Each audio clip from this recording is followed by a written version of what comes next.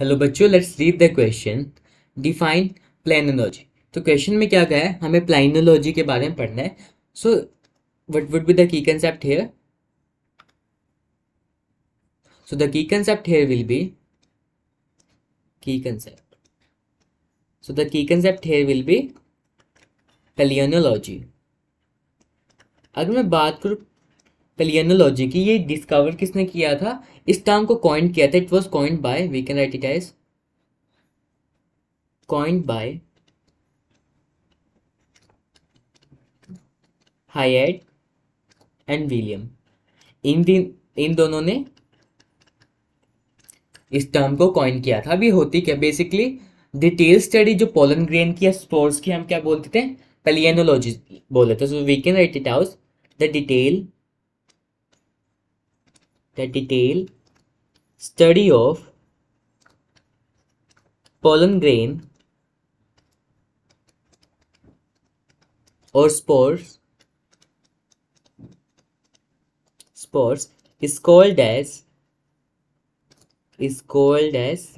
प्लेनोलॉजी। अब इसमें हम डिटेल स्टडी में लाइक क्या करते हैं, उसके स्ट्रक्चर के बारे में पढ़ते हैं कि हमारे पोलन ग्रेन का स्ट्रक्चर कैसा है, उसकी वायबिलिटी के बारे में पढ़ते हैं, कितनी देर वाइएबल है। साथ में उसके जर्म पोर के स्ट्रक्चर के बारे में पढ़ते हैं, जहाँ से बेसिकली पोलन ट्यूब का जर्मिनेशन होता है। सो इन सब चीज़ों के बारे में पढ़ते हैं।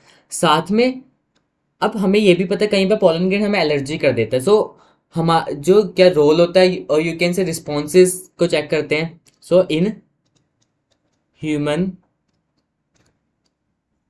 Allergic reactions due to pollen grains. So palynology की बात करें तो ये किसने दिया था, हैड एंड विलियम ने दिया था। इसमें बेसिकली पोलन ग्रेन या स्पोर की स्टडी को करते हैं, और पोलन ग्रेन की स्टडी में डिटेल स्टडी में लाइक उसका स्ट्रक्चर कैसा, उसकी वायबिलिटी कैसी है, जर्म पोर का स्ट्रक्चर कैसा है। साथ में हम ये भी डिस्कवर करते हैं कि like how the human like interact with the allergy due to pollen grains. Okay, hope you understood that. Best of luck.